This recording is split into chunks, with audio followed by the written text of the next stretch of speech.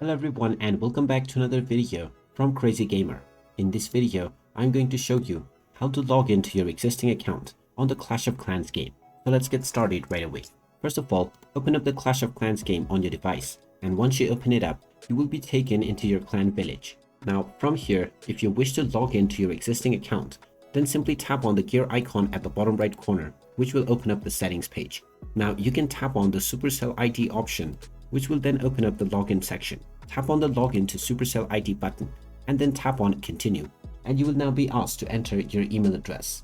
Go ahead and type in your email address associated with your account and then tap on login, and you will be asked to enter the verification code that has been sent to your email.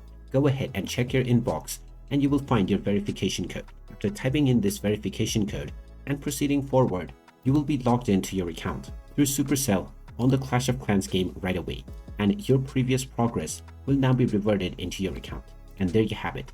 That is how easy it is to log into your existing account on Clash of Clans game.